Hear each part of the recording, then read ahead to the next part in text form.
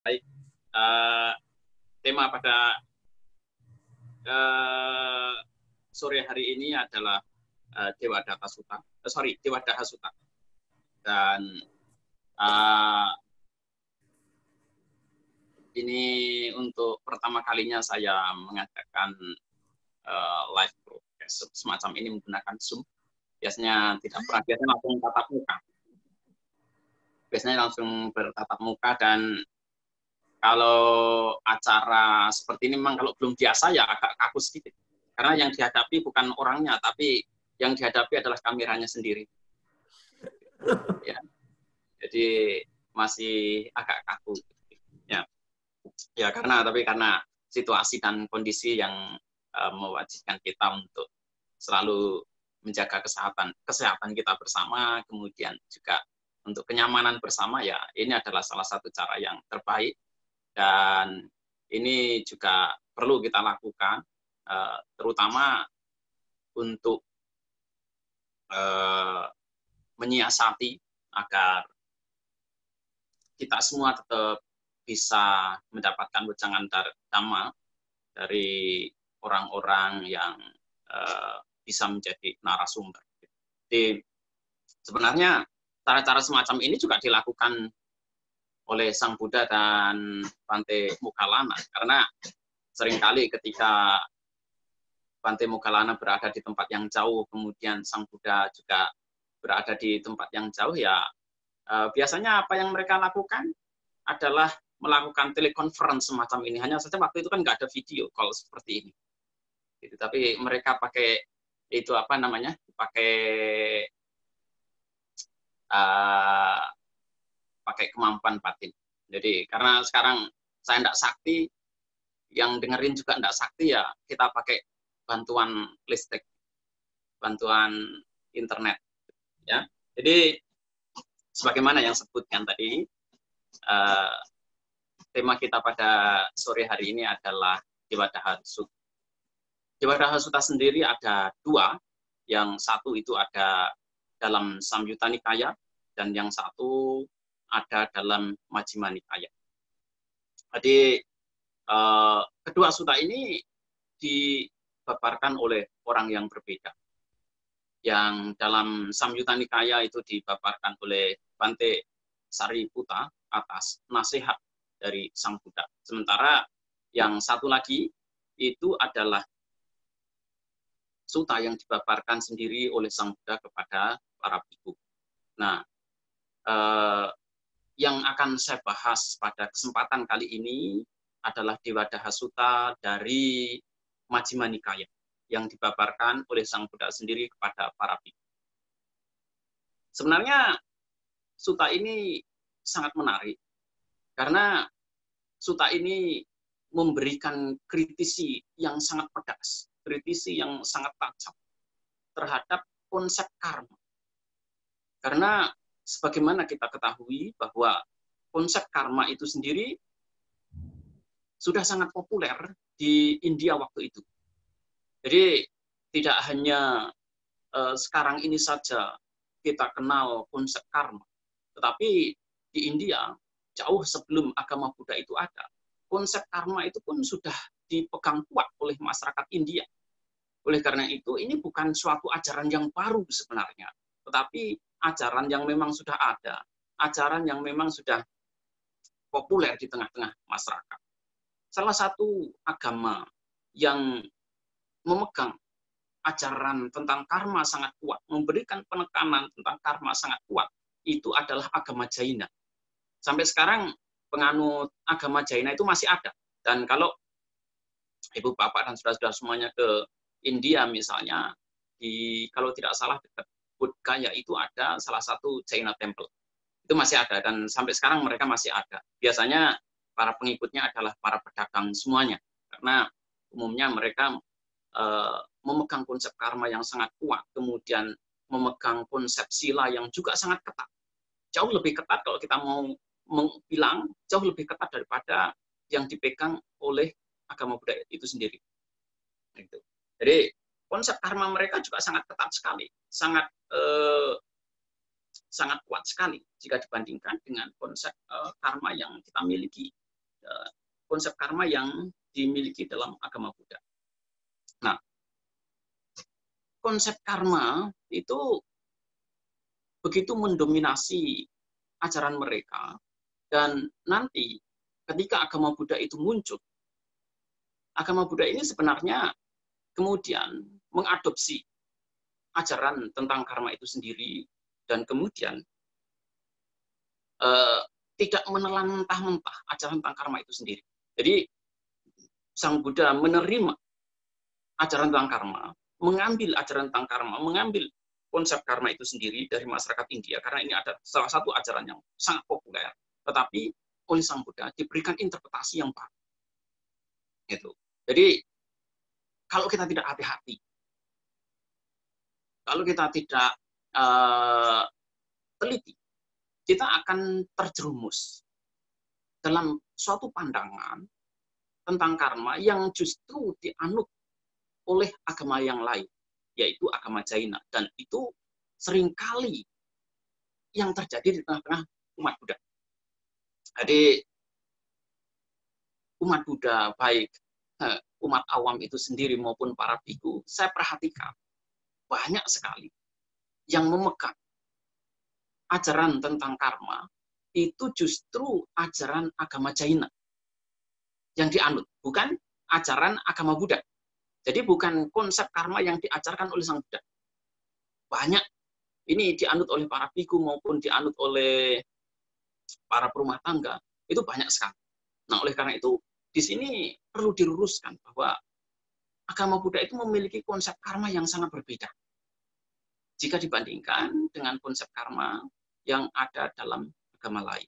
Nah, kalau kita melihat dalam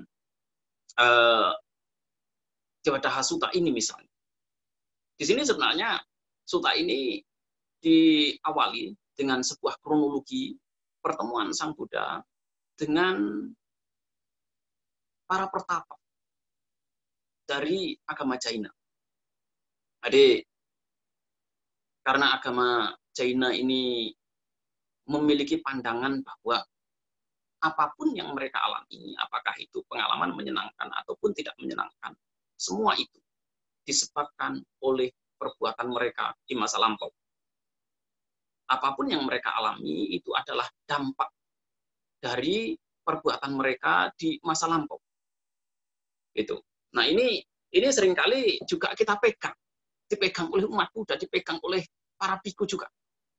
Bahwa apapun yang kita alami itu adalah dampak dari apa yang telah kita lakukan di masa lampau. Gitu. Nah, oleh karena itu, dalam hal ini kita perlu waspada, kita perlu hati-hati. Karena kalau tidak, kemudian kita setiap hari ke wihara, setiap hari aktif di wihara, tetapi ajaran yang kita pegang, ajaran yang kita anut, dan ajaran yang paham yang kita lakukan, yang kita pegang, itu adalah ajarannya agama Jaina, bukan ajarannya Sang Buddha. Itu. Nah, oleh karena itu, ketika Sang Buddha bertemu dengan para pertapa dari agama Jaina, Sang Buddha melihat mereka bahwa mereka itu sedang menyiksa diri.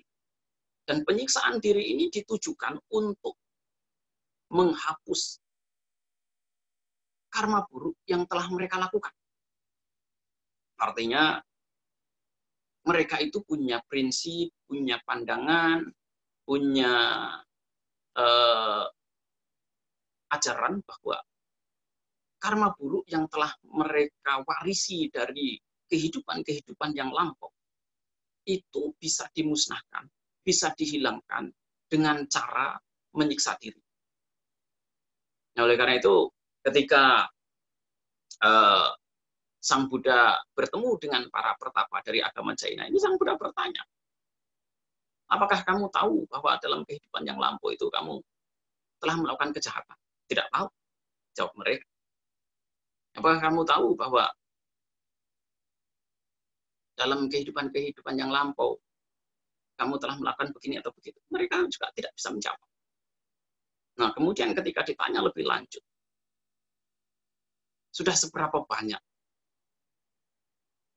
karma buruk yang telah kamu hancurkan untuk mencapai pembebasan, dan seberapa banyak pula karma buruk yang perlu dihancurkan. Mereka pun tidak bisa memberikan jawaban yang positif. Nah, ini juga kemudian banyak kita alami, banyak kita pegang, banyak kita anut ajaran semacam ini. Kita melakukan kebajikan dengan tujuan apa? Agar karma buruk kita itu bisa berkurang. Nah, ini adalah sebenarnya salah satu pandangan yang keliru sebenarnya. Ini kalau kita seperti itu, kemudian apa yang kita lakukan? Pandangan kita itu adalah pandangannya agama Jain. Itu. Nah, oleh karena itu bukan agama, pandangannya agama Buddha. Bukan pandangan yang dianut oleh agama Buddha. Kita juga contohnya seperti sekarang ketika kita sedang menghadapi krisis semacam krisis karena krisis yang disebabkan oleh virus corona semacam. Banyak orang yang berpendapat bahwa kita mengalami krisis semacam ini itu adalah karena karma buruk yang kita alami, telah kita perbuat, sehingga dalam kehidupan sekarang ini kita harus menderita, menghadapi penderitaan semacam ini. Ini banyak sekali saya lihat tulisan-tulisan orang, entah itu status-status singkat, itu banyak yang memiliki pendapat semacam itu. Nah, oleh karena itu, sebenarnya kalau kita kembali lagi melihat bahwa ajaran agama Jaina atau ajaran yang tadi disampaikan terdapat dalam Devadaha Sutta. Ketika kita ditanya, apakah kita tahu bahwa kita telah melakukan perbuatan begini dan begitu dalam kehidupan lampau? Kita jawabannya tidak tahu. Oleh karena itu, pandangan yang kita anut sebenarnya itu hanya sebatas logika semata. Hanya karena kita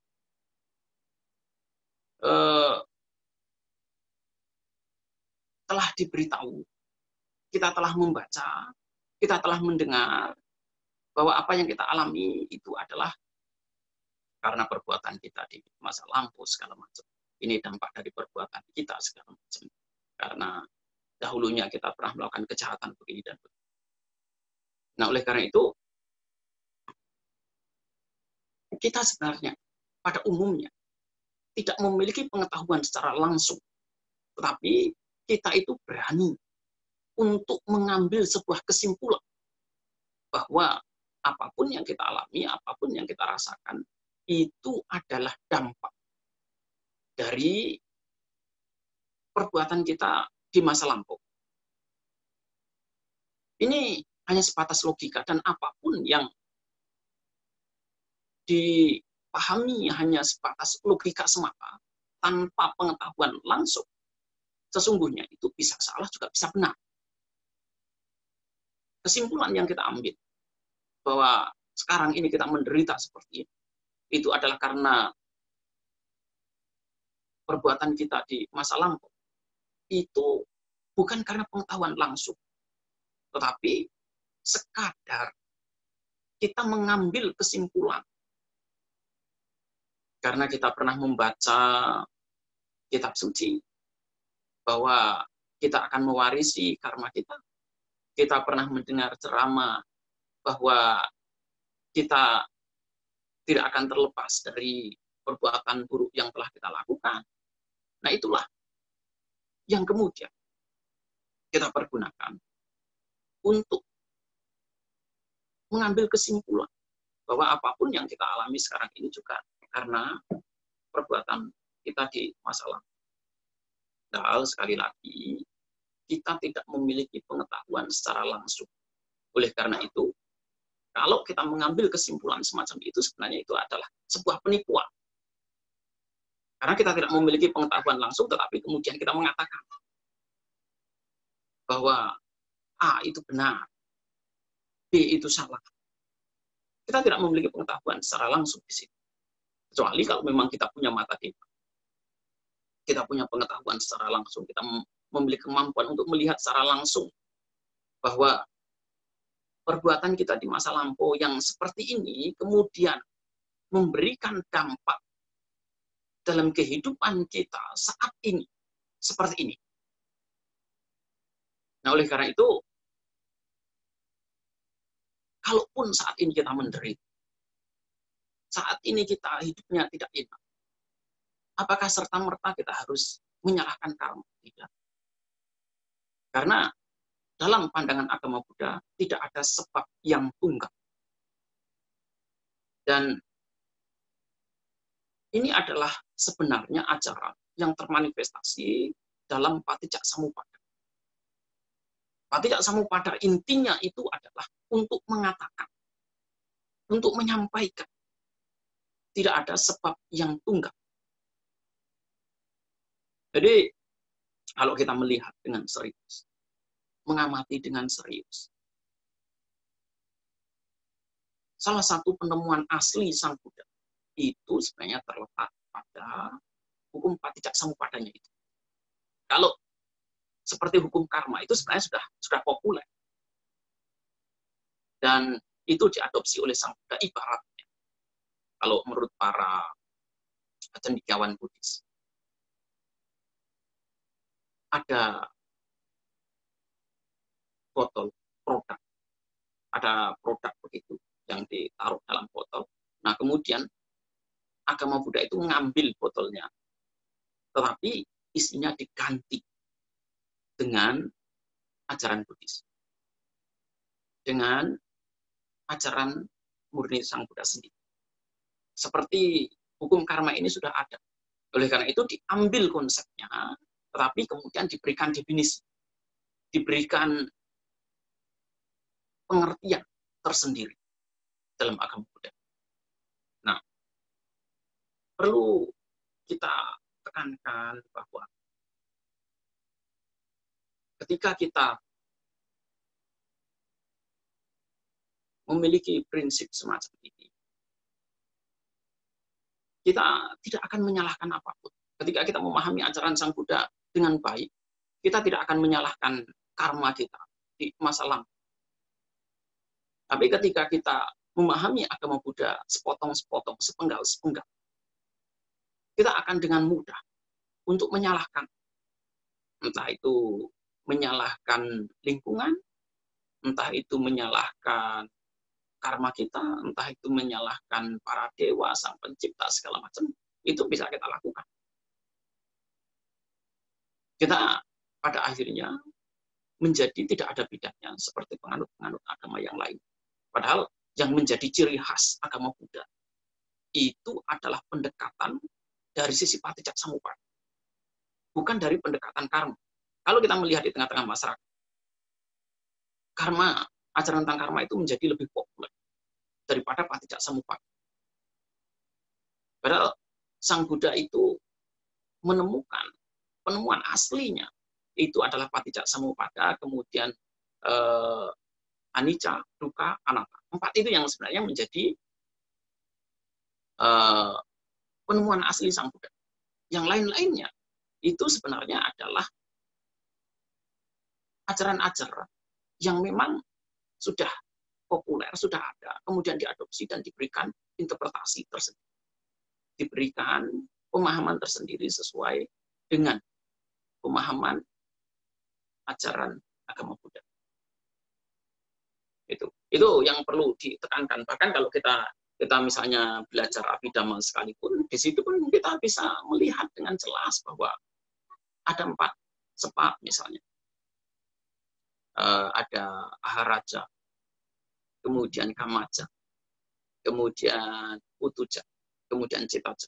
4 itu kemudian bisa menjadi penyebab. Aharaja itu disebabkan karena makanan, utuja itu disebabkan karena iklim, kemudian citaja disebabkan karena pikiran, kemudian kamaja itu disebabkan karena karma. Kalau dalam sutta sendiri sebenarnya disebutkan ada 8. Saya tidak ingat satu persatu. Tetapi itu bisa karena iklim, bisa karena perubahan cuaca, bisa karena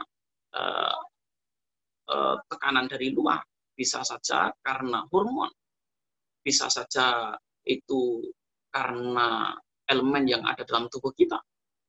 Dan yang terakhir, itu bisa saja karena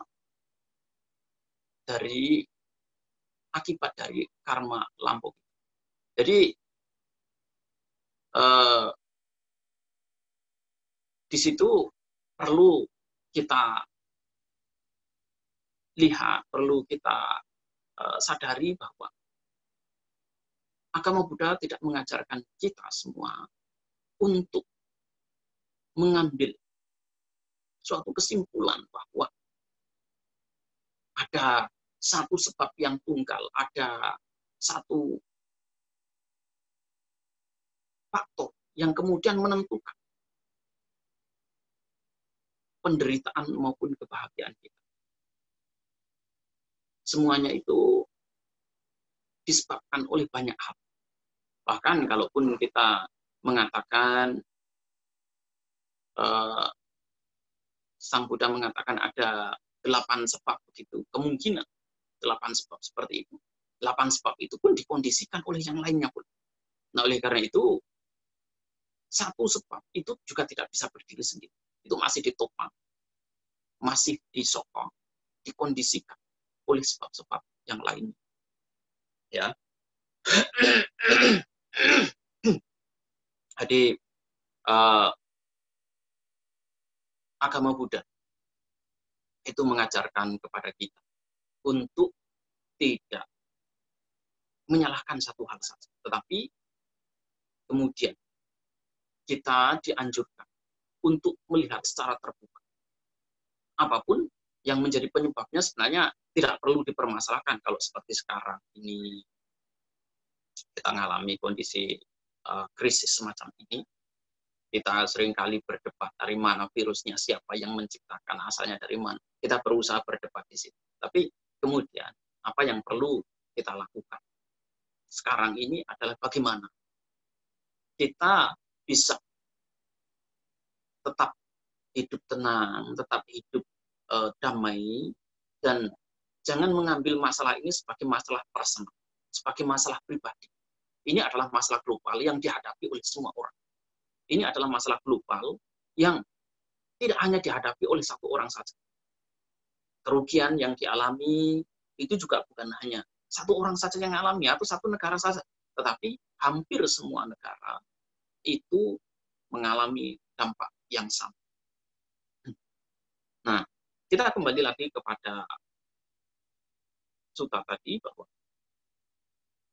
sebenarnya ketika kita semua tidak memiliki pengetahuan secara langsung tentang kehidupan kita di masa lampau, kemudian kita mengambil kesimpulan bahwa kehidupan kita saat ini ditentukan oleh perbuatan-perbuatan kita di masa lampau, sebenarnya kita itu telah menipu diri kita sendiri. Sebenarnya kita telah berusaha untuk hanya mengelabuhi diri kita sendiri. Dengan tujuan apa? Dengan tujuan kita menjadi tenang. Dengan tujuan kita tidak banyak berpikir. Itu yang sering kali terjadi. Nah, ketika kita semuanya kemudian menyalahkan karma lampau, seringkali kita menjadi pesimis. Seringkali kita menjadi apatis. Saya melihat bahwa di tengah-tengah umat itu seringkali karena doktrin kelahiran kembali, karena doktrin tentang karma itu. Kemudian banyak orang yang memiliki prinsip, menganut pandangan bahwa mereka tidak mungkin untuk berjuang, tidak mungkin untuk mencapai kesucian, tidak mungkin untuk menghancurkan kotoran batin karena karma baiknya tidak cukup, karena kebajikannya tidak cukup, karena paramitanya tidak cukup, karena mereka masih belum mampu menyempurnakan diri dan sebagainya. dampaknya sangat sangat banyak. Padahal ketika kita ditanya secara langsung, apakah kamu tahu seberapa banyak kejahatan yang telah kamu lakukan di masa lampau, mereka juga tidak mengetahui. Sebenarnya ini hanyalah alibi yang diciptakan dengan tujuan agar kita itu bisa bermalas-malasan dalam perang. Ini hanyalah alasan yang sebenarnya dibuat dengan tujuan agar kita tidak berjuang dengan serius. Dan kalau kita melihat suta-suta yang ada, bahkan kalau kita membaca dalam suta ini dengan teliti, nanti dalam kesimpulan terakhir, itu Sang Buddha pun tidak kemudian mengambil kesimpulan definitif bahwa kebahagiaan yang beliau alami itu adalah karena karma beliau. Tetapi di situ beliau menggunakan statement, seandainya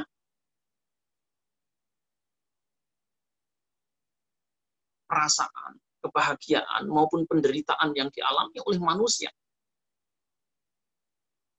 pada saat ini itu adalah karena perbuatan di masa lampau, berarti di masa lampau saya adalah orang yang baik, karena saat ini saya bahagia. Di situ sangat jelas, Sang Buddha mengatakan seandainya. Sang Buddha tidak kemudian mengambil sebuah kesimpulan yang definitif bahwa apapun yang saya alami, atau katakanlah karena saat ini saya mengalami kebahagiaan, merasakan kebahagiaan, bisa mencapai kebudaan, berarti dalam kehidupan yang lampau, saya adalah orang baik. Tidak. Itu sangat jelas Sang Buddha menggunakan kata seandainya, jika. Nah, itu yang juga perlu kita pahami, kita lihat dengan baik. Sehingga ini pun kemudian akan mampu menimbulkan semangat.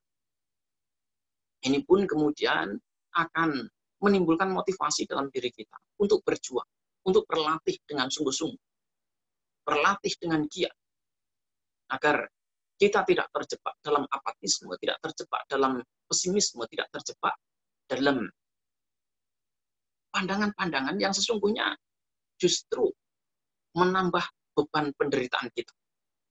Kita dalam hidup ini sudah menderita. Kita dalam hidup ini sudah tidak nyaman. Kita dalam hidup ini sudah susah. Tetapi kemudian, karena kita itu punya keyakinan pada agama Buddha, punya keyakinan tentang hukum karma, punya keyakinan tentang kehidupan lampau, kemudian keyakinan itu justru bukan kita pergunakan untuk membebaskan diri kita dari penderitaan. Tetapi justru kemudian kita pergunakan untuk menambahi beban hidup. Contoh saja simpel. Saya sering kali mendengar umat Buddha mengatakan bahwa mereka tidak berani melakukan kejahatan karena takut karma. Apakah pandangan semacam itu salah? Tidak sebenarnya. Karena itu bisa membuat orang itu kemudian tidak melakukan kejahatan. Itu baik. Tetapi di satu sisi, ketika kita sudah mengatakan takut, sesungguhnya itu adalah penderitaan. Ketika kita khawatir, kita takut, sebenarnya di situ ada penderitaan. Dan ajaibnya agama Buddha, penganut agama Buddha, itu adalah mereka menderita sebelum melakukan. Jadi penderitaan itu dirasakan terlebih dahulu sebelum perbuatannya dilakukan. Takut karma buruk. Kita belum melakukan karma buruk, tapi kita sudah menderita terlebih dahulu. Nah, oleh karena itu di sini kita perlu mengubah persepsi, mengubah pandangan kita agar ajaran yang kita miliki, yang kita pegang, yang kita anut, itu bisa membebaskan batin kita dari penderitaan.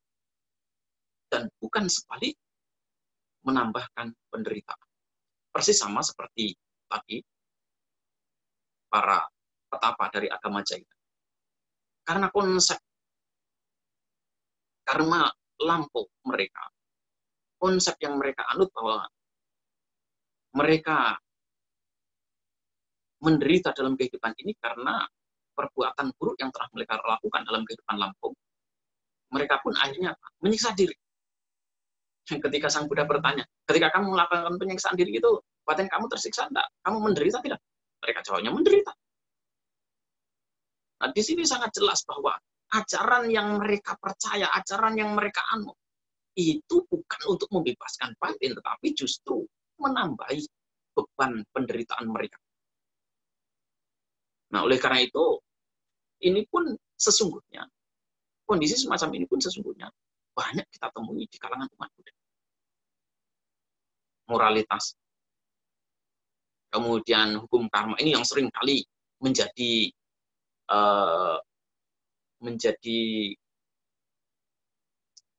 apa namanya, menjadi ajaran utama, menjadi pembuat penderitaan yang paling sering di kalangan umat. Padahal sila itu diajarkan, itu diterima oleh Sang Buddha dengan tujuan untuk membebaskan batin. Hukum karma juga dianut dengan tujuan untuk membebaskan batin, bukan untuk menciptakan penderitaan yang baru. Kalau sekedar sila, sekarang seperti misalnya umat awam itu, mereka menjalankan Pancasila. Kemudian sekarang kita sebut Pancasila Buddhis. Sebenarnya Pancasila Buddhis pun tidak ada. Kalau kita baca dengan jelas, Aganya Sutta, sangat jelas di situ dikatakan bahwa, sangat jelas di situ diindikasikan bahwa yang namanya 5 sila itu ditetapkan oleh masyarakat pada awal peradaban manusia. Pada saat pertama kali manusia mengenal peradaban. Pada saat pertama kali manusia hadir di bumi ini, mereka tidak mengenal peradaban, moralitas. Tapi ketika kondisi sosial itu kemudian mulai runyam, mulai rusak, sila ini ditetapkan, diperkenalkan satu per satu. Nah, sila itu kemudian masih diterapkan, masih diajarkan, masih diterima ketika Sang Buddha itu ada di India. Nah, oleh karena itu sila itu pun kemudian diterima oleh Sang Buddha karena itu baik. Karena itu memberikan manfaat. Tapi kalau sekedar menjalankan begitu saja, apakah itu kemudian kita akhirnya apa? Kita akhirnya akan menjadi tidak ada bedanya seperti agama-agama yang lain juga. Karena seperti masyarakat India sebelum Sang Buddha ada, mereka menjalankan Pancasila. Sekarang kita menjalankan Pancasila juga. Lalu apa bedanya? Tidak ada bedanya jadi. Nah, sebenarnya nanti yang membedakan itu terletak pada Silabbata Paramasa. Sebenarnya di situ yang membedakan sila Buddhis dengan sila-sila dari agama yang lain, dari masyarakat India waktu itu. Nah, dalam hukum karma sendiri, yang membedakan di mana? Yang membedakan itu pada definisinya, bahwa apapun yang disebut sebagai karma itu adalah tindakan yang didasari oleh niat. Kalau tidak ada niat, itu bukan karma sebenarnya. Kalau kita tidak memiliki niat, itu bukan karma. Oleh karena itu kalau kita menderita, kemudian kita mengatakan bahwa itu adalah karma, berarti kita punya niat untuk menderita sebenarnya. Kita memiliki niat untuk menderita. Karena sangat jelas di situ, Sang Buddha mengatakan, cetanahang bikawe kamang wadami, cita itu kamang karuti kayina wacaya manas. Para biku katakan bahwa yang disebut sebagai karma, itu adalah niat. Kehendak. Setelah berniat, setelah berkehendak, kemudian seseorang melakukan tindakan melalui ucapan, melalui pikiran, dan melalui perbuatan jasmani. Yang di sini ini sebenarnya yang perlu kemudian kita garis bawah. Dan niat itu apa sih? Sebenarnya niat itu adalah niat untuk mendapatkan, melihat benda yang bagus, menghindari yang buruk, kemudian niat untuk mendengarkan suara yang merdu, kemudian menghindari suara yang tidak baik. Atau kita punya niat hanya untuk mencium aroma-aroma yang menyenangkan dan berusaha untuk menghindari aroma-aroma yang tidak baik. Itu sebenarnya yang disebut sebagai karma. Nah, ini juga nanti berkaitan dengan lidah kita, berkaitan dengan fisik kita, kulit, dan juga berkaitan dengan pikiran kita. Berkaitan dengan pikiran, kita hanya mau melihat pikiran-pikiran yang baik saja yang ada dalam diri kita. Ketika kita punya niat bahwa yang harus ada dalam pikiran kita itu adalah yang baik-baik saja. Sebenarnya di situ kita berusaha untuk menimbun karma yang baik. Kita berusaha untuk membuat karma yang baru. Nah, oleh karena itu, sekalipun ada pikiran yang buruk, di dalam pikiran kita terlintas pikiran yang buruk misalnya, apa yang perlu dilakukan? Apa kita harus membuang itu? Cukup menyadari, melihat, mengamati bagaimana pikiran yang buruk itu kemudian berfluktuasi, naik dan turun. Bagaimana pikiran yang buruk itu kemudian timbul dan tenggelam. Itu yang perlu dilakukan. Kalau kita bisa melakukan seperti itu, sebenarnya kita tidak membuat karma yang baru. Karena ketika kita hanya menghendaki pikiran-pikiran yang baik saja, kemudian tidak menghendaki pikiran-pikiran yang buruk, pada akhirnya apa? Kita akan menderita ketika pikiran-pikiran yang buruk itu pun muncul. Kita akan tidak nyaman ketika pikiran-pikiran yang tidak sesuai dengan norma-norma, aturan-aturan yang kita anut kemudian muncul. Tetapi kalau kita menyadari, mengamati, melihat apapun bentuk pikiran yang ada tanpa diskriminasi, tidak akan ada penderitaan. Pada saat pikiran yang buruk itu muncul, kita tidak menderita. Pada saat pikiran yang baik muncul, kita juga tidak akan merasa bahwa kita itu adalah orang yang hebat, kita adalah orang yang baik. Apapun yang muncul, kemudian mampu kita hadapi dengan ketenangan, dengan kedamaian, tanpa diskriminasi sedikit pun. Nah, inilah yang kemudian perlu kita pahami dengan baik. Agama Buddha juga mengajarkan kepada kita semua untuk menghancurkan karma. Kalau seperti agama Jaina itu mengajarkan kepada para pengikutnya untuk menghancurkan karma juga. Mereka menyiksa diri dengan tujuan untuk menghancurkan karma. Mereka tidak melakukan perbuatan-perbuatan yang baru dengan tujuan apa? Agar karma-karma yang baru itu tidak terbentuk. Sehingga penderitaan itu bisa lenyap secara total. Agama Buddha terima konsep bahwa karma itu memang harus dihancurkan.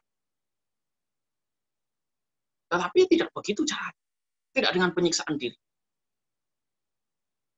Tidak juga dengan cara-cara yang ekstrim. Tapi cukup dengan menyadari, dengan melihat, dengan mengamati.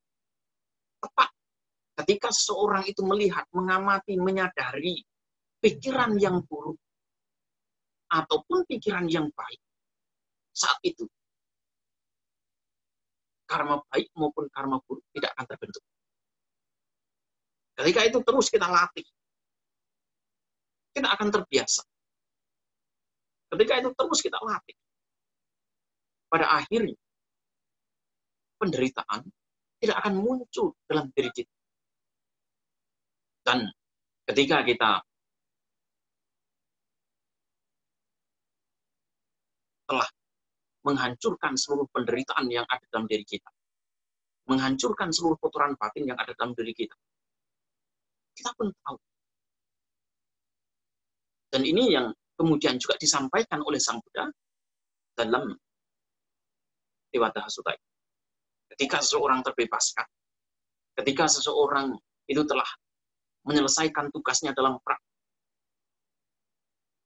dia tahu bahwa prakteknya telah diselesaikan dengan baik, bahwa seluruh kotoran batinnya itu telah lenyap secara total. Kotoran batin yang lenyap secara total dalam hal ini berarti kebenciannya terhadap apapun yang muncul dalam dirinya tidak ada. Keserakahan untuk mendapatkan yang baru. Selain yang sedang muncul, selain yang sedang berkembang, itu juga tidak ada. Artinya, dia bisa menerima dengan lapang dada. Dia bisa menerima tanpa komplain, tanpa penghakiman, tanpa membedakan ini baik ataupun buruk. Dia bisa menerima apapun yang terjadi dalam dirinya. Kalau dalam bahasanya Michael Jackson, just it. Ya begitu. Karena memang adanya seperti itu. Dan itulah yang disebut sebagai kemampuan jata butanya nadasana itu. Kemampuan untuk melihat, mengamati, menyadari sebagaimana yang terjadi. Kemampuan untuk menerima tanpa komplain, tanpa komentar, tanpa juga penghakiman dan penilaian. Oleh karena itu, seringkali kata sati itu diterjemahkan via attention atau non-judgmental attention. Itu diterjemahkan sebagai non-judgmental karena kita tidak menghakimi apapun yang sedang muncul dalam diri kita. Kita tidak menghakimi apapun yang sedang terjadi dalam diri kita. Sedang terjadi, ya sudah. Yang sudah terjadi, ya sudah. Apapun yang belum terjadi, tidak perlu juga dipikirkan. Ketika kita terus memikirkan apa yang sedang terjadi, apa yang telah terjadi, apa yang belum terjadi, itulah yang kemudian disebut sebagai ayunisu manasika atau perhatian yang tidak benar. Kita berusaha untuk lari dari realitas. Kita berusaha untuk keluar dari kenyataan yang sebenarnya sedang terjadi dalam diri kita. Nah, oleh karena itu, arahat seringkali juga disebut sebagai orang yang telah menghancurkan karma secara total. Kamakayo. Kamakayo itu artinya orang yang telah menghancurkan karma. Karena dia tidak lagi memiliki niat untuk mendapatkan yang baik-baik saja dan menghindari yang buruk-buruk yang terjadi dalam dirinya. Apapun itu, apakah yang secara sosial itu dianggap baik ataukah buruk, dia bisa terima dengan lapang dada. Dia tidak komplain, dia tidak berusaha untuk lari, dan juga tidak berusaha untuk mengalihkan isu-isu yang kalau kita bisa mempraktikkan seperti itu, kemudian kedamaianlah yang akan terjadi dalam kehidupan kita. Dan kita pun kemudian akan mampu hidup dengan damai di tengah-tengah masyarakat. Hidup dengan damai dengan siapapun kita hidup. kita bisa hidup dengan damai dimanapun kita berada. Tetapi selama kita masih belum mampu berdamai dengan diri sendiri, selama kita masih komplit dengan apapun yang sedang terjadi dalam diri kita sendiri, kita pasti akan komplit dimanapun kita berada. Kita pasti akan terus-menerus berusaha untuk ribut, untuk bermusuhan dengan apa yang ada di luar. Karena bagi kita, yang menjadi penyebab penderitaan kita, itu adalah sesuatu yang di luar. Karena kita selalu mencari-cari alasan tentang sebab penderitaan kita, tentang sebab kebahagiaan kita. Tapi kalau kita mampu menerima diri kita sendiri, mampu melihat diri kita sendiri dengan baik, tanpa komplain, tanpa penghakiman, tanpa penilaian, kita pun kemudian akan mampu hidup secara sosial dengan baik. Dimanapun kita berada, kita tidak akan komplain. Apakah di tengah hutan belantara, ataukah di tengah keramaian kota, kita akan bisa hidup dengan damai. Kita akan bisa menerima kondisi itu tanpa komplain. Oleh karena itu, sangat sederhana untuk bisa melihat bagaimana kondisi batin seseorang. Apakah dia masih senang komplain dengan dunia luar? Apakah dia senang komplain dengan apapun yang ada di luar? Ketika dia masih komplain terus, kita terus menghakimi, melihat dari sisi baik dan buruknya apapun yang ada di luar, di situ sebenarnya masih bisa dilihat kondisi batinnya pun masih terus berusaha bersikap diskriminatif terhadap apapun yang sedang muncul dalam dirinya. Dia selalu menilai dari sisi baik dan buruk. Dia selalu menilai ini layak dan tidak layak. Itulah yang terus dia lakukan. Pada akhirnya, ketenangan tidak pernah terjadi. Kedamaian tidak pernah dirasakan. Hanya mereka yang sanggup untuk bisa menerima, melihat tanpa judgment, melihat tanpa penghakiman, tanpa penilaian. Dialah yang layak untuk merasakan, menikmati kedamaian dan ketenangan. Ya, saya kira itu pembaparan dari saya, dan saya kembalikan kepada moderator.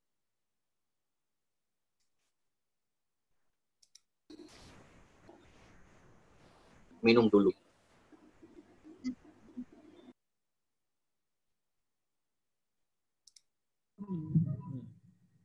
Moderator Bante. Yo, ya.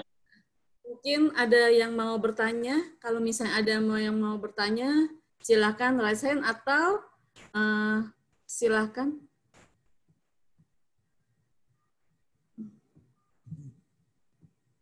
Sebentar, nanti ada pertanyaan. Mengenai Silapata Paramasa.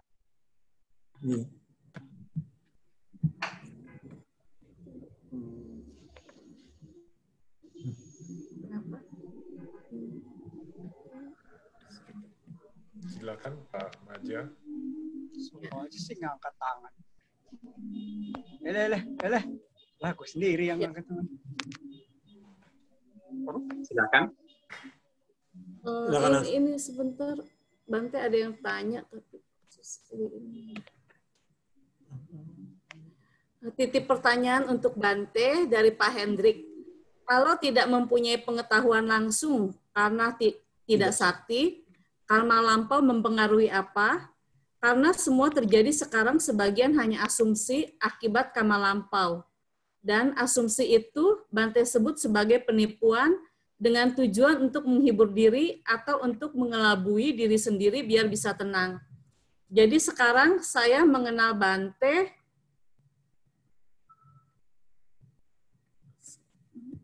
Jadi sekarang saya mengenal Bante. Masih kelewat ininya. Ya. Sekarang karena itu akibat masa lampau, itu adalah bohong. Karena tidak mempunyai pengetahuan langsung. Sebenarnya ketika kita bisa bertemu semacam ini, apakah itu ada hubungan kita di masa lampau atau tidak, kita tidak tahu. Apakah kita perlu kemudian memikirkannya dulu kita pernah bertemu atau tidak? Sebenarnya itu juga tidak penting. Yang terpenting itu adalah bagaimana sekarang kita membangun komunikasi sosial yang bisa membuat kita hidup lebih damai. Kita berusaha untuk lari ke sana kemari, mencari alasan, mencari sebab bahwa kita pernah hidup di masa lampau, pernah bertemu di masa lampau, kita tidak pernah tahu itu.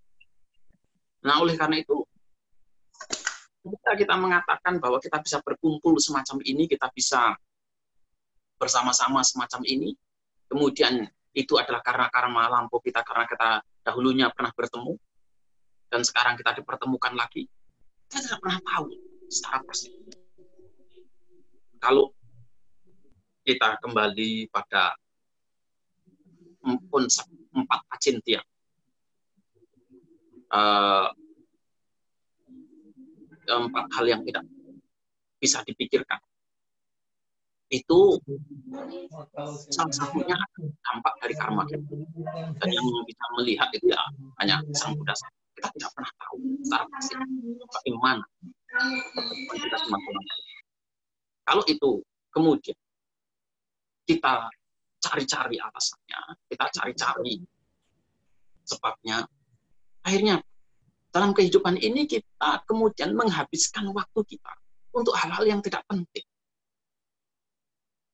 Oleh karena itu, apa yang terpenting itu adalah bagaimana kita memanfaatkan kehidupan kita saat ini. Dengan sangat jelas Sang Buddha itu dalam Bhaddekarata Sutta mengatakan, apapun yang telah berlalu itu sudah berlalu. Dan apapun yang akan datang itu belum terjadi. Yang ada adalah saat ini. Nah, oleh karena itu, bagaimana sekarang kita memanfaatkan kondisi saat ini untuk kepentingan praktik,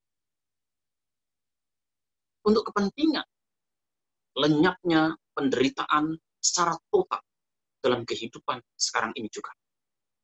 Itu yang terpenting.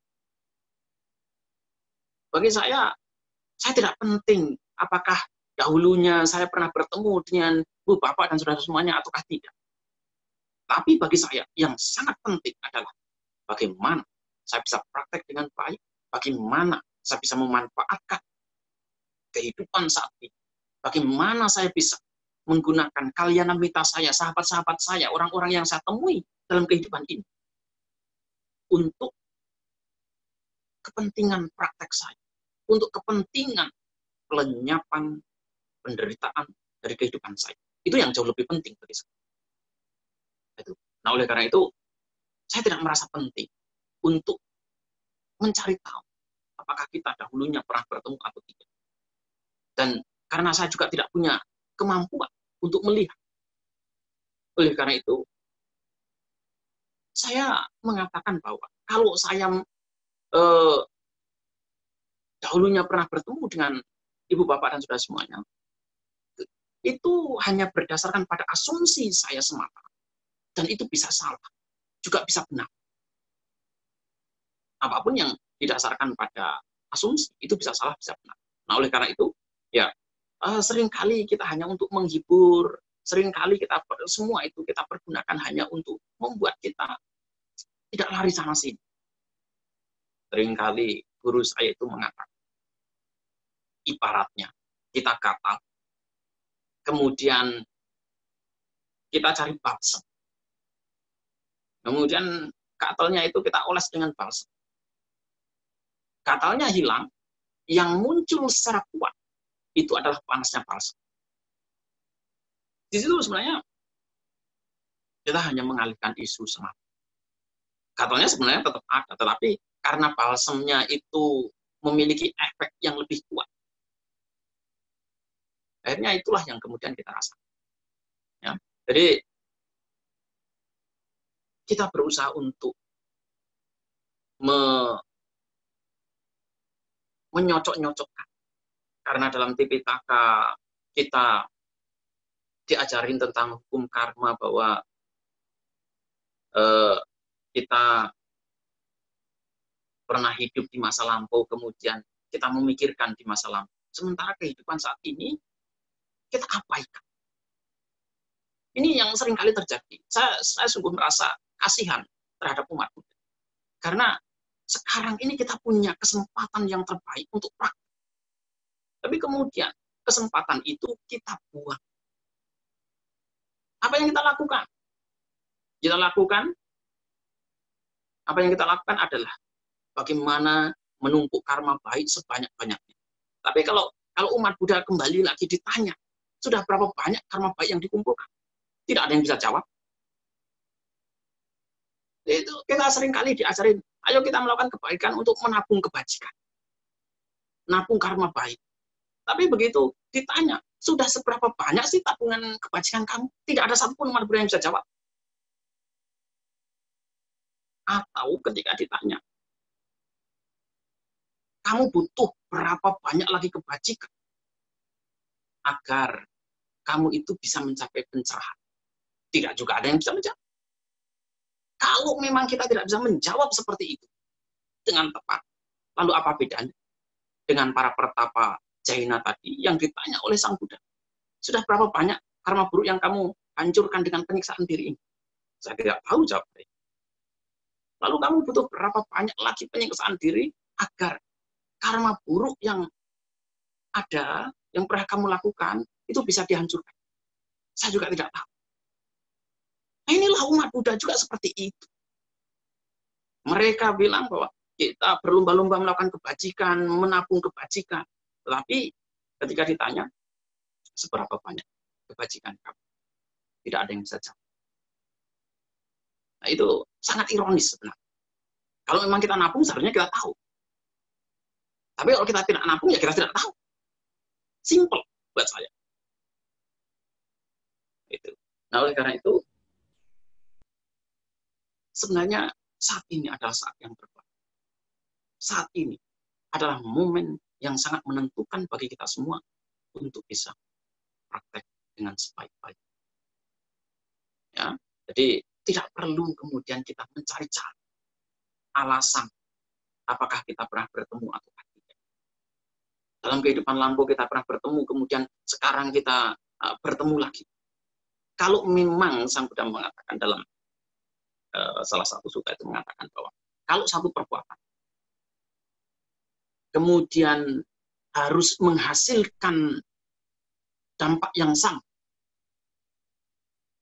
tidak ada kemungkinan di dunia ini terjadinya pencapaian kesucian. Karena itu, karma itu juga sangat fleksibel. Saya ambilkan contoh seperti Anggulimala. Anggulimala membunuh ribuan orang. Yang bisa dibuat kalung itu 999. Yang busuk berapa? Banyak sekali. Tetapi kemudian dia bisa berjuang dengan baik, berjuang dengan sungguh-sungguh. Dan kemudian dia tidak menyalahkan siapapun. Dia tidak berusaha untuk mencari alasan apapun untuk membenarkan dirinya sendiri. Untuk membenarkan apa yang dia alami. Dia cukup berjuang dan kemudian mencapai pembebasan saat itu juga. Tepat dalam kehidupan saat itu juga. Itu yang dia lakukan. Atau Ambapali yang menjadi pelacur dari usia 16 tahun. Dari usia 16 tahun dia sudah menjadi pelacur, dan kemudian ketika Sang Buddha itu sudah di masa-masa akhir kehidupannya, dia masih menjadi pelacur. Dia masih menjadi pelacur. Oleh karena itu dia menjadi pelacur cukup lama. Tapi kemudian dia menjadi bhikkhuni. Dan kalau kita lihat syair-syairnya dalam Tarikat, bagaimana kehidupan dia sebagai seorang pelacur. Tapi kemudian dia mampu berjuang dengan baik. Dia tidak berusaha untuk menyalahkan kehidupan kelam dia, kehidupan yang telah dia lalui. Dia cukup berjuang, berlatih dengan baik, dan kemudian mencapai pembebasan. Itu yang dia lakukan. Oleh karena itu, sebenarnya mengetahui masa lampau itu apakah penting? Tidak sama sekali. Tidak ada pentingnya untuk pembebasan batin, untuk pembebasan diri kita dari segala bentuk kotoran. Tidak penting sama sekali. Yang terpenting itu adalah bagaimana kita mampu mengamati, menyadari, kemudian menerima diri sendiri. Ya, saya kira itu jawaban saya.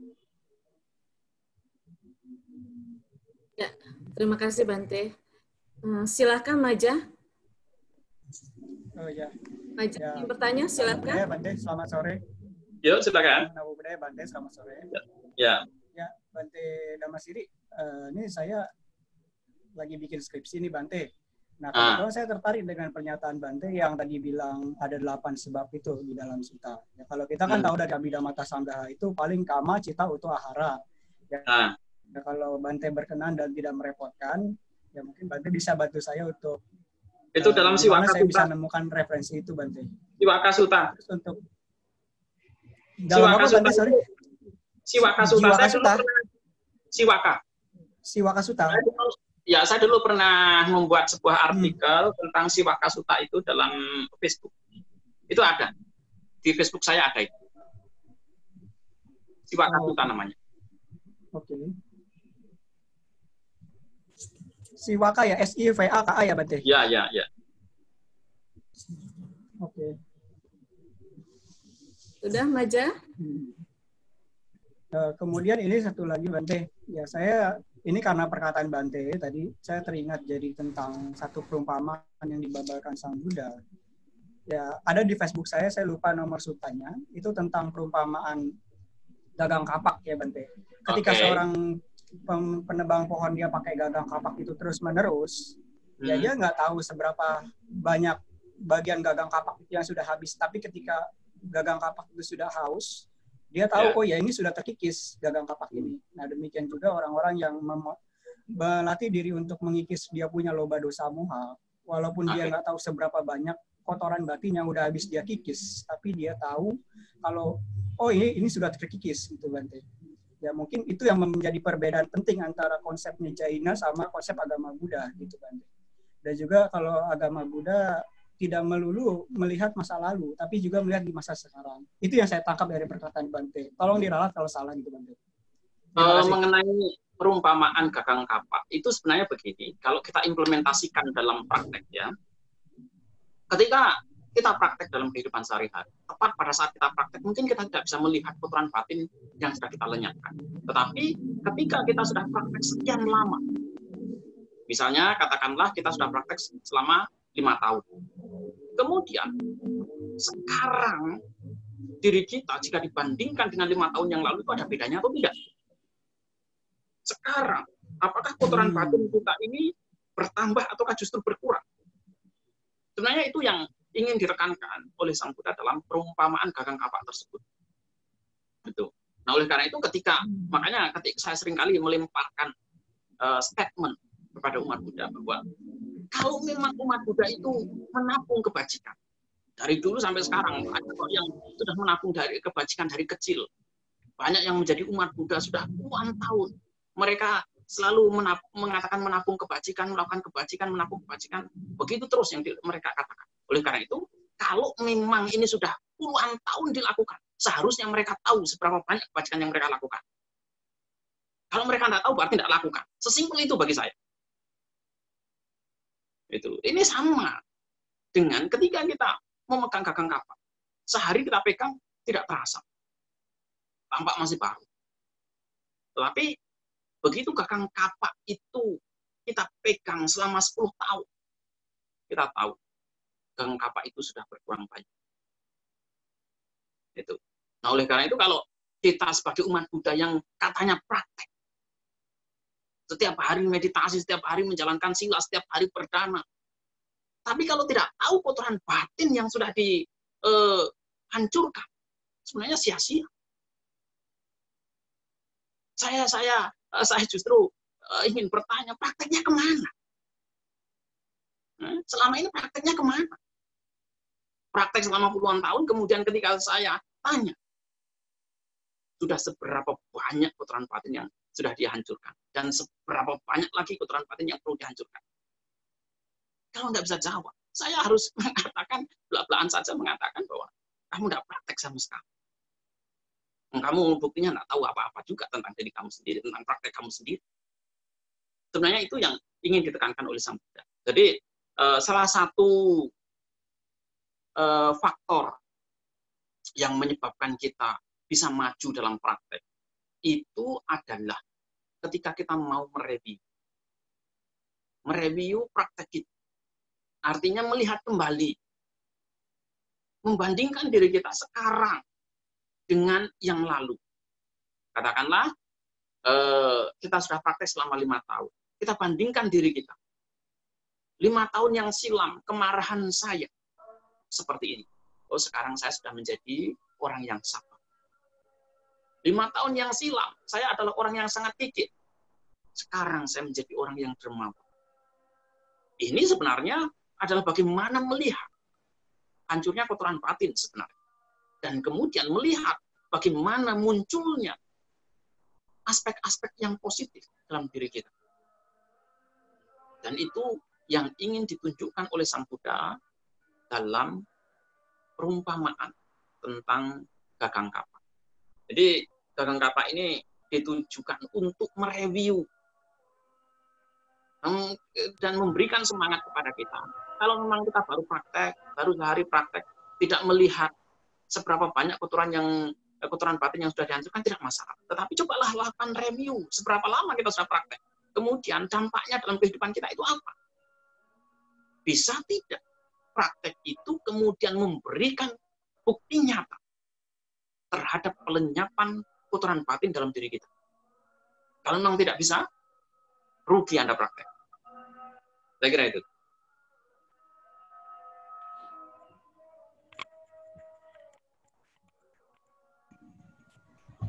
Namo Buddhaya, izin tanya Bante. Rudi dari Jambi. Bante, tadi Bante mengatakan bahwa kita harus mengingat-ingat dan dalam tanda petik mencatat semua kebajikan-kebajikan yang kita sudah lakukan ya Bante. Apakah dengan yang hal-hal buruk, karma-karma ke hal-hal negatif yang kita lakukan juga kita harus catat juga Bante? Sebenarnya begini. Cobalah ingat hal-hal yang membangun motivasi dalam kehidupan kita. Dan sebisa mungkin, sebenarnya sih ini tujuan awal saja. Pada tahap awal itu perlu dilakukan untuk membangun sangwega. Jadi motivasi itu dibutuhkan pada saat awal kita praktek. Sebenarnya setelah ketika seseorang itu mencapai anagami sebenarnya, semua bentuk motivasi itu harus dilepaskan. Tapi ketika seseorang masih berjuang sampai ke anagami, motivasi tetap dibutuhkan. Tapi nanti ketika sudah berada di level anagami itu, semua bentuk niat, semua bentuk motivasi itu harus ditinggalkan semuanya. Gitu. Nah, oleh karena itu, ketika kebaikan-kebaikan itu mampu membangun semangat, lakukan. Kalau memang itu diingat, kemudian mampu menimbulkan sangwega, mampu menimbulkan semangat bagi kita dalam melakukan kebajikan yang mampu membuat kita terus mengikis kotoran batin, lakukan, tidak apa-apa. Itu dilakukan oleh Raja Asoka. Kemudian itu masih dipraktikkan juga di masyarakat Sri Lanka. Pada saat Raja Asoka sudah menjadi penganut agama Buddha, kemudian dia mencatat semua kebajikan-kebajikan yang dia lakukan, kemudian pada akhir kehidupannya kebajikan-kebajikan itu dibacakan. Dan ini juga dilakukan di masyarakat Sri Lanka sampai sekarang. Jadi ketika mereka melakukan kebajikan-kebajikan, kebajikannya itu dicatat. Kemudian tepat pada momen-momen terakhir menjelang kematian, itu kebajikannya itu kemudian dibacakan. Tidak ada referensi dalam kehidupan mereka, mereka kemudian mengingat-ingat kejahatan yang telah mereka lakukan. Saya melihat bahwa mengingat atau bahkan sekedar berasumsi, bukan mengingat saja, sekedar berasumsi tentang kejahatan yang telah kita lakukan. Contohnya, kita berpikir bahwa kita ini punya karma buruk yang begitu besar dalam kehidupan lampau, sehingga sekarang kita ini menderita dalam kehidupan ini. Ini asumsi kita. Nah, kemudian ini membuat umat Buddha pesimisnya luar biasa. Sangat pesimis. Oleh karena itu seringkali saya mengatakan, umat Buddha itu menderita pesimisme akut. Karena apa? Saya katakan demikian. Saya melihat bahwa mereka itu tidak punya keyakinan pada diri sendiri. Tidak punya keyakinan juga untuk menjalankan, mempraktekkan ajaran Sang Buddha dengan baik.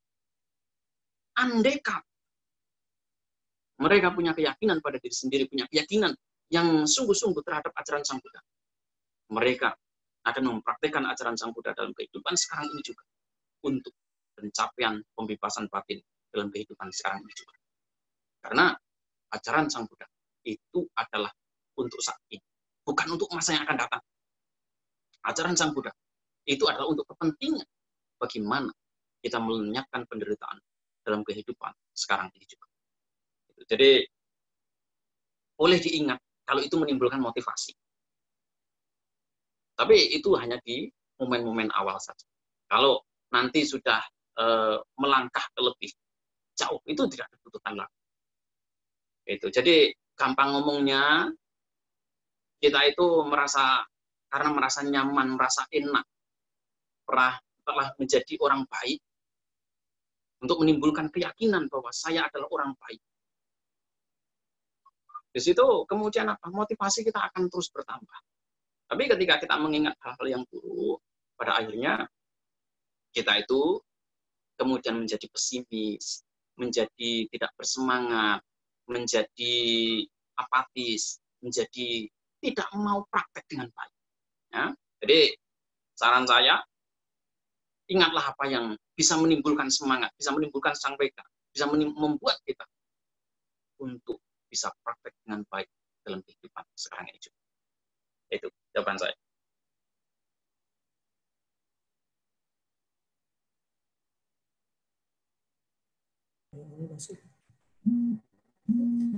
Silakan Pak Yongris. Pak Yongris, silakan. Selamat sore Bante, Namo Buddhaya. Selamat sore teman-teman semua. Di awal tadi Bante ada jelaskan sedikit mengenai tentang bagaimana agama Buddha itu terdistorsi, Bante ya. Ya. Dengan agama-agama lain seperti agama Cina. Bukan agama Cina, agama Jaina. Oh, Jaina, oke. Jaina. Lalu saya lihat, Bante, di beberapa negara, termasuk di Indonesia, sebenarnya distorsi itu juga ada, Bante. Termasuk dengan agama Tionghoa. Ya. Nah, termasuk di India, mungkin di negara-negara lain, termasuk di Thailand, Bante ya. Saya lihat di situ agama Hindunya juga udah mendistorsi agama Buddha. Nah, sebenarnya kan Sang Buddha ada bilang bahwa sebenarnya di seluruh dunia ini bukan hanya yang Sang Buddha ajarkan kebenaran itu, tapi sebenarnya kebenaran itu kan ada di mana-mana ya, Bante ya. Bisa aja ada mungkin ajaran-ajaran yang mungkin belum diajarkan oleh Sang Buddha, tapi ada kebenaran itu. Nah, jadi bagi saya sih bukan siapa dan bukan dari mana asalnya kebenaran itu, tapi sebenarnya adalah yang paling penting bagaimana kita bisa membedakan kebenaran itu dengan yang tidak benar. Nah, sekarang bagaimana menurut Bante dengan adanya banyak terjadi percampuran atau orang bilang sinkretisme agama yang dalam agama Buddha. Kita lihat bahwa agama Buddha udah banyak bercampur dengan nilai-nilai dari Tionghoa, dari nilai-nilai Jawa, ataupun yang ada di Thailand itu dengan agama Hindu gitu. Nah ini gimana caranya kita memandang ini, Bante? Karena kita tidak bisa lepas dari banyak sekali nilai yang ada dalam kehidupan kita. Bukan hanya agama, Bante ya, tapi banyak sekali pandangan-pandangan filsafat juga yang kita, mungkin di antara kita banyak yang menganut pandangan-pandangan sosialis, atau juga ada yang menganut misalnya nilai-nilai kebangsaan atau nilai-nilai budaya yang ada satu tempat. Nah, ini menjadi satu permasalahan kita, gimana caranya kita bisa memilah kebenaran-kebenaran itu dan bisa kita jalankan bersama-sama dengan Buddhisme yang kita anut. Gitu, Bante. Terima kasih, Bante. Ya. Jadi yang namanya kebenaran, benar dan salah, itu sebenarnya hanya berlaku di level sosial. Nah, ini hanya untuk kepentingan sosial. Oleh karena itu, yang namanya baik dan buruk, benar dan salah, itu sifatnya sangat relatif. Kita tidak bisa mengambil satu kesimpulan, hanya ini yang benar, kemudian yang lainnya salah. Karena sekali lagi, ketika kita bicara soal benar dan salah, itu hanya berlaku di level sosial. Dan yang namanya ketika kita sudah bicara di level sosial, di situ juga perlu kita pahami bahwa kita hidup dalam dunia sosial yang berbeda. Orang Indonesia punya budaya, punya definisi baik dan buruk yang berbeda dengan masyarakat Sri Lanka. Masyarakat Sri Lanka punya definisi baik dan buruk yang berbeda juga dengan masyarakat India.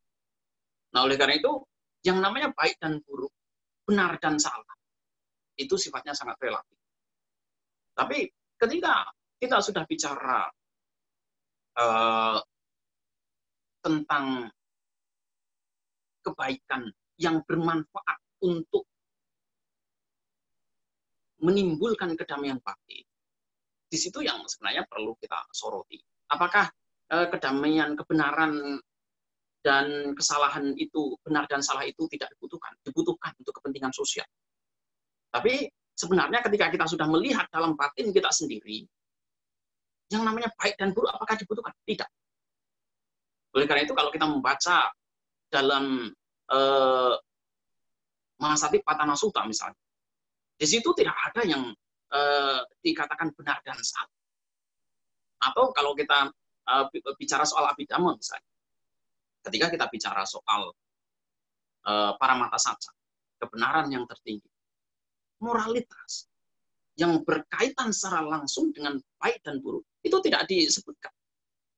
Yang menjadi disebutkan sebagai 4 kebenaran tertinggi, sebagai Paramata Satya itu apa? Nama, kemudian rupa, kemudian cita, dan kemudian nibbana. Cuma 4 itu saja.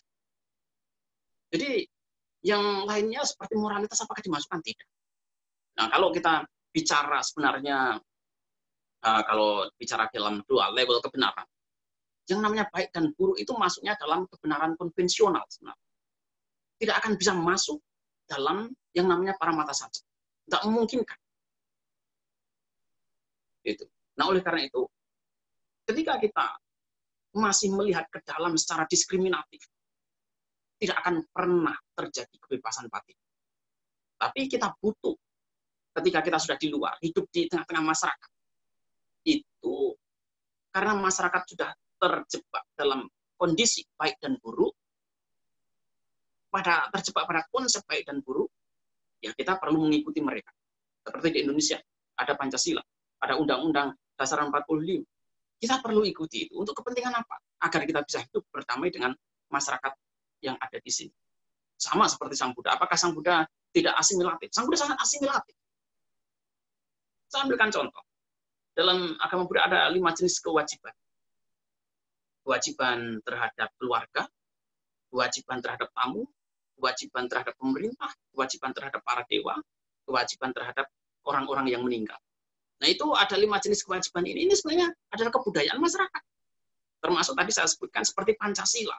Pancasila itu adalah budaya masyarakat India yang diambil oleh Sang Buddha, diadopsi oleh Sang Buddha, dan kemudian diwariskan. Yaitu baik untuk kita juga praktekkan. Itu baik untuk kita praktekkan sekarang ini, sehingga sekarang ini kita praktekkan. Nah, oleh karena itu, ketika kita sudah bicara baik dan buruk, salah dan benar, itu adalah untuk kepentingan sosial. Sekali lagi, apakah kemudian ini tidak akan menopang kehidupan spiritual kita? Akan menopang tentunya. Contoh, saya tidak membunuh sehingga tidak timbul penyesalan dalam diri saya. Nah, ketika saya tidak menyesal, akhirnya apa? Akhirnya saya bisa hidup dengan damai, hidup dengan tenang. Ketika saya bisa hidup dengan damai, hidup dengan tenang, saya tidak perlu memikirkan, terobsesi dengan kesalahan-kesalahan saya. Ini akan memberikan topangan, akan memberikan dukungan, akan memberikan sokongan terhadap kedamaian batin. Tetapi sekali lagi, yang namanya moralitas, baik dan buruk, salah dan benar, kebenaran itu sebenarnya hanya untuk kepentingan sosial. Tapi kalau kita sudah bicara tentang 4 kebenaran mulia, itu sebenarnya hanya berlaku untuk ke dalam, tidak berlaku untuk keluar itu. Hanya berlaku untuk kepentingan pribadi, bukan untuk kepentingan sosial itu. Itu. Nah, oleh karena itu kita perlu melihat adaptatif juga. Seperti di Sri Lanka, saya ambilkan contoh di Sri Lanka. Saya hidup di Sri Lanka selama kurang lebih 11 tahun. Di Sri Lanka, masyarakat Sri Lanka itu sangat terdidik. Mereka pendidikannya sangat tinggi. Kemudian, wihara-wihara itu ya tetap punya yang namanya Dewalaya. Dewalaya itu apa? Itu adalah rumahnya para dewa. Dan dewa-dewa yang ada di dalam wihara itu bahkan seringkali ditaruhnya di mana? Di dekat pohon bodhi. Itu adalah dewanya agama Hindu. Ada itu hampir setiap wihara punya. Bahkan seperti wihara yang saya tinggali itu kan wiharanya sangat terkenal. Tetap punya Dewalaya. Meskipun kepala wiharanya itu adalah seorang profesor filsafat agama Buddha. Banyak begitu. Itu tetap dilakukan dengan tujuan apa? Agar ya masyarakat itu juga kadang-kadang butuh hal-hal semacam itu. Makanya kalau kita lihat seperti 5 jenis kewajiban tadi, kewajiban terhadap para dewa. Lah, masyarakat Sri Lanka tidak kenal dewa-dewa seperti yang dianut oleh masyarakat Tiongkok. Yang mereka kenal apa? Ya dewa-dewa yang juga dipahami oleh masyarakat ini. Nah, oleh karena itu, dewa-dewa semacam itu dibawa ke wihara.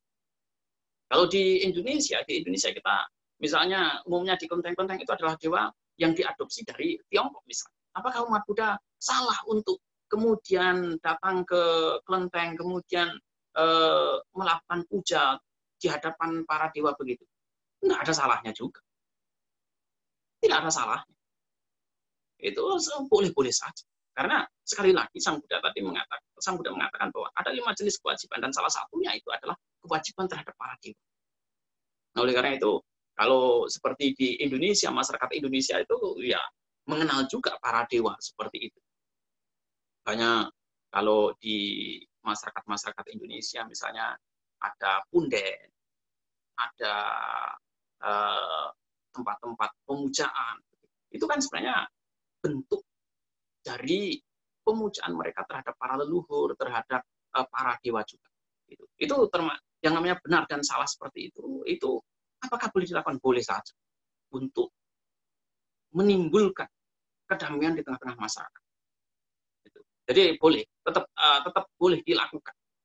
Ya, tetapi sekali lagi, kalau kita sudah berkaitan dengan praktek yang ke dalam, nah itu sebenarnya yang sangat private, sangat personal untuk kepentingan pribadi diri kita sendiri. Seperti tadi saya katakan bahwa di Indonesia, umat Buddha, di kalangan umat Buddha, itu ajaran mereka tentang hukum karma itu sudah sangat dipengaruhi.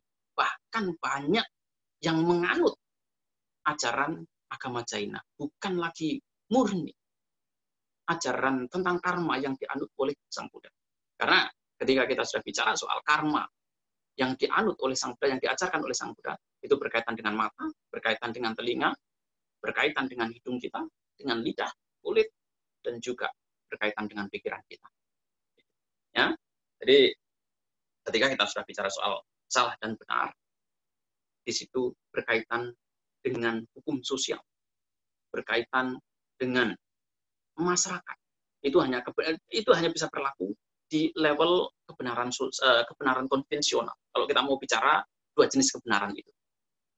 Saya kira itu jawaban saya.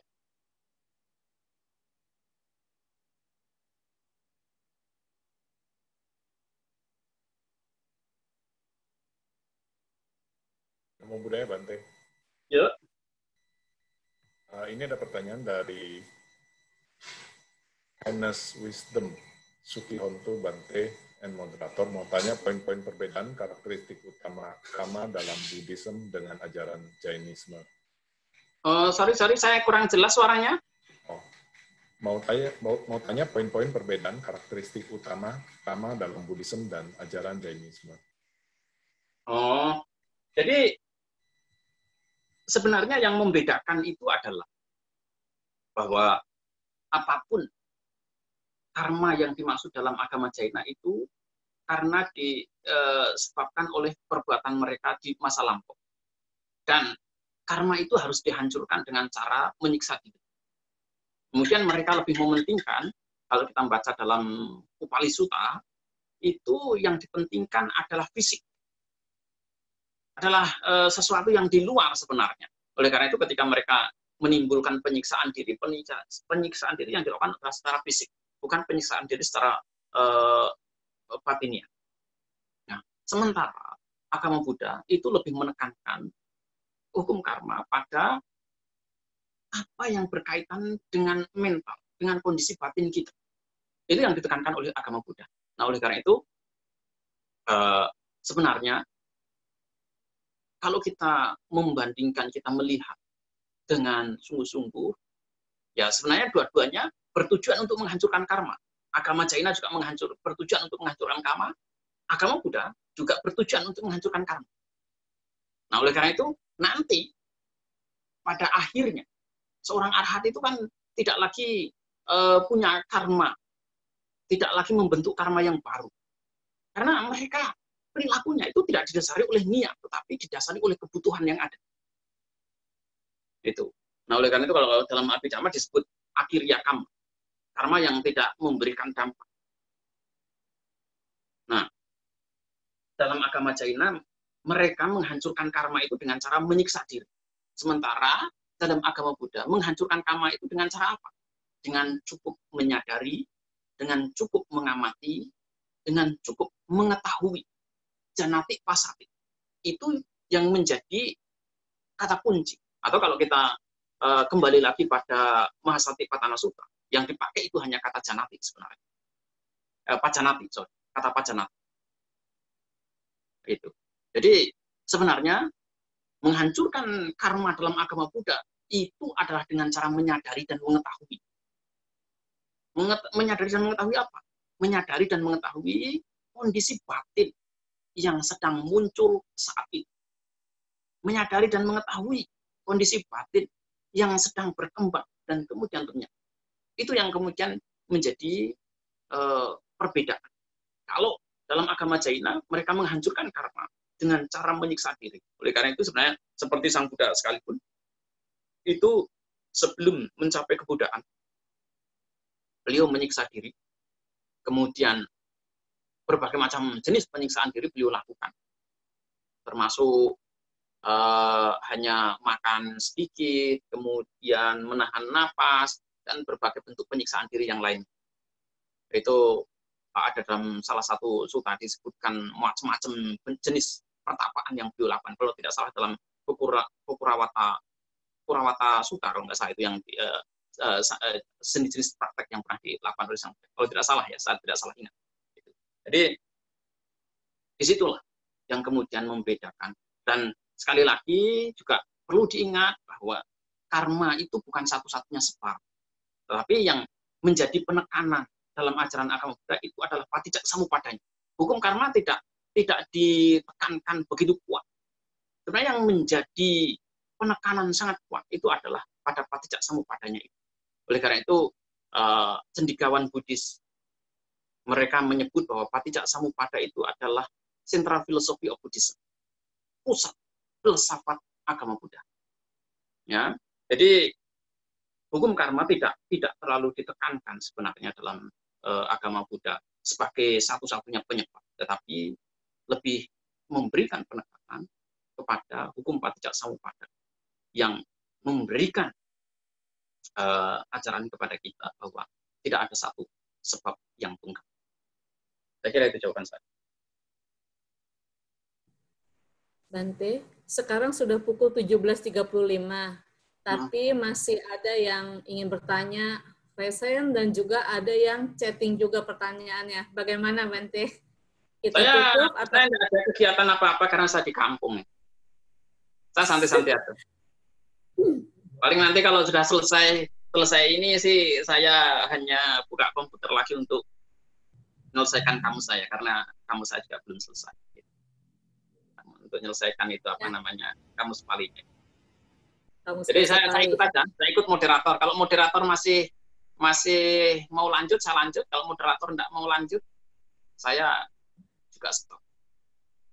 Ya, kita berikan kesempatan kepada Arya mungkin yang bertanya ya, Bante ya. Oke, silakan Arya. Namo Buddhaya, Bante. Ini Bante, tadi Bante sempat menyinggung menghancurkan karma. Yang dihancurkan dalam Buddhisme ini karma atau nafsu, Bante? Terima kasih, Bante. Sebenarnya yang dihancurkan karena karma itu kan yang dimaksud karma dalam agama Buddha adalah niat. Oleh karena itu sebenarnya niatnya itu yang harus dihancurkan. Gitu. Jadi kita perlu kembali lagi pada definisi karma itu sendiri. Cetanahang BKW kamang wadami. Sangat jelas itu bahwa di situ yang disebut sebagai karma itu adalah cetana. Oleh karena itu sebenarnya cetananya itu, niatnya itu adalah yang perlu dihancurkan. Oleh karena itu sebenarnya cetana, kama, kemudian sangkara, tanha, kalau dalam dunia praktek itu tidak ada bedanya sama sekali. Semua itu mengacu pada satu hal yang sama. Tapi kalau kita sudah berbicara dalam konteks dunia akademis, tentu itu kemudian akan kita berikan definisi satu persatu. Kita jelaskan seperti ini. Tapi kalau kita sudah masuk dalam dunia praktek, apakah itu nanti disebut sebagai cetana, apakah itu nanti disebut sebagai karma, apakah itu nanti disebut sebagai tanha, itu semuanya sama saja. Apakah itu nanti disebut sebagai sangkara, itu tidak ada bedanya. Gitu. Oleh karena itu, kalau kita melihat definisi sangkara, sangkara itu kan didefinisikan sebagai 6 jenis niat, yaitu niat untuk mendapatkan bentuk atau menghindarinya, kemudian niat untuk yang berkaitan dengan suara, niat yang berkaitan dengan bebauan, niat yang berkaitan dengan rasa, niat yang berkaitan dengan sentuhan, dan niat yang berkaitan dengan pikiran. Oleh karena itu, kalau kita sudah masuk dalam dunia praktek, mau disebut cetana, mau disebut karma, mau disebut sebagai sangkara, mau disebut sebagai tanha, tidak ada bedanya sama sekali. Tapi kalau kita sekali lagi masuk dalam dunia akademis, kita sudah ke arah akademis begitu, ya itu perlu setiap kata itu perlu didefinisikan satu persatu secara nyata, sehingga tidak akan membingungkan ini dan itu. Tapi kalau kita sudah masuk dalam dunia praktek, definisi semacam itu tidak dibutuhkan sama sekali. Oke. Saya kira itu jawaban saya. Terima kasih, Bante. Mungkin Pak Jim ada pertanyaan dari peserta yang lain? Silakan.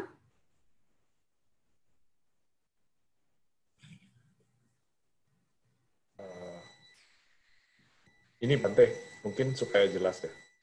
Ya. Mungkin takut ada yang terlewat. Ada pertanyaan dari Pak Andi Chen. Jika demikian, apakah kita masih perlu melakukan perbuatan baik ketika kita hanya menyadari saja tanpa menghakimi itu baik atau buruk? Terima kasih, Bante. Baik dan buruk itu sekali lagi tadi kan sudah saya sampaikan bahwa itu adalah penting untuk kehidupan sosial. Ketika kita bermasyarakat itu butuh. Contoh, pada saat kita hidup di tengah-tengah masyarakat, ya kita perlu tahu bagaimana konsep baik menurut mereka. Saya ambilkan contoh seperti ketika kita berada di tengah-tengah masyarakat di Indonesia begitu. Di Indonesia kan logat orang itu berbeda-beda.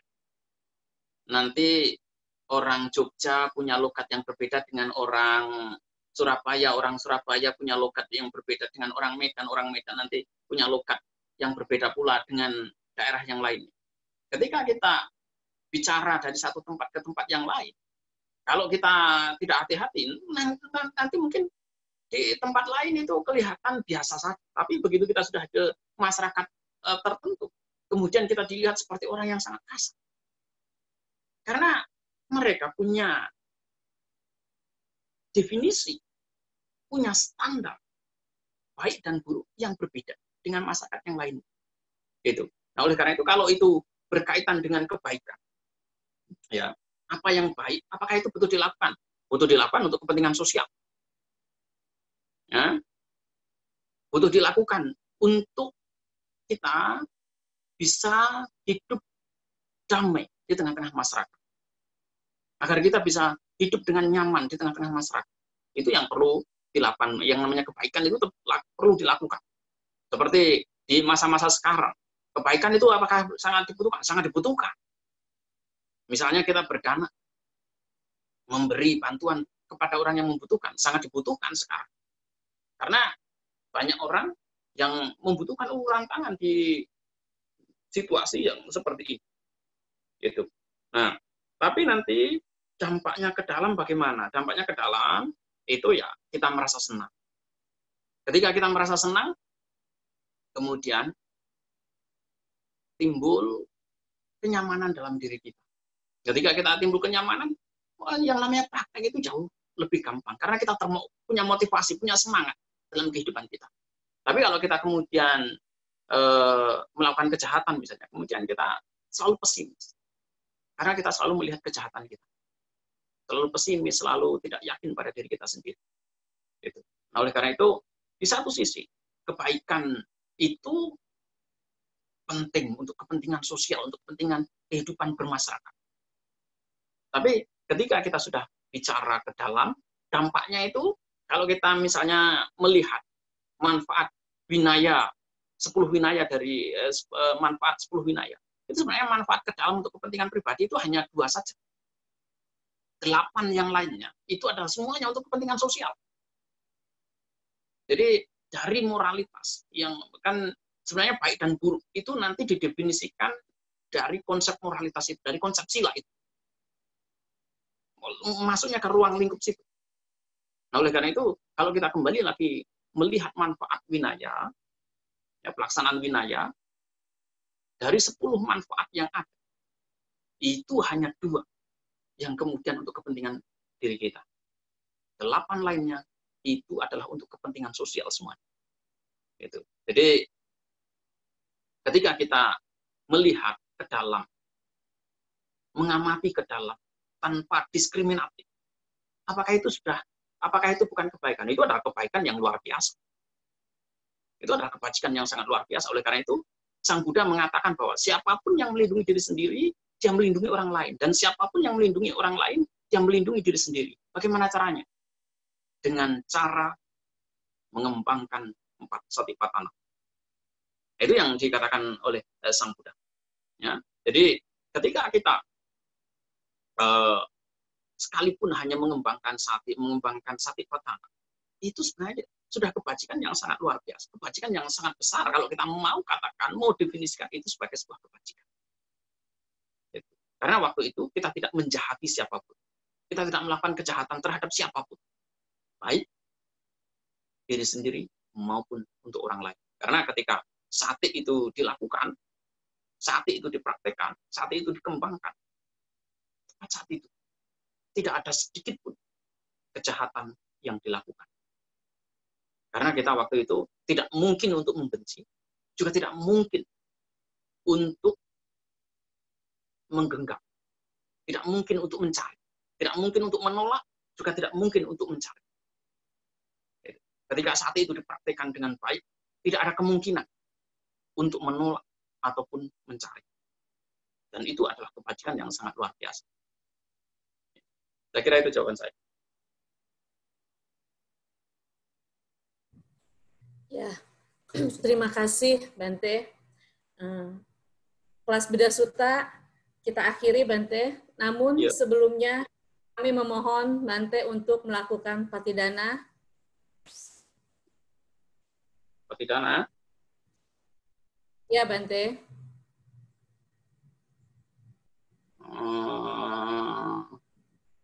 Mau apa yang dibaca? Bentar. Patidana boleh Bante.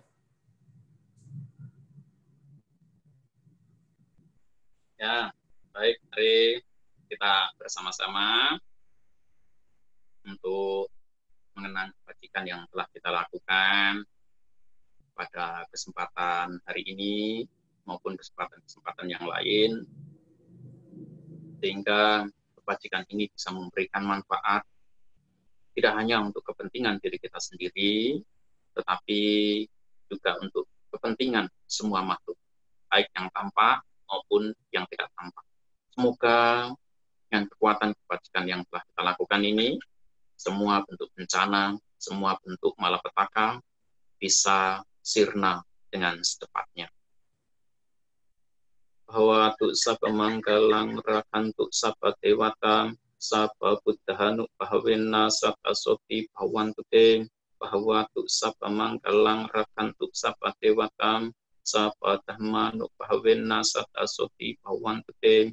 Bhawatu sapa manggalang rakantu sapa dewata sapa sanghanu bhawenna sapa soti bhawantu te.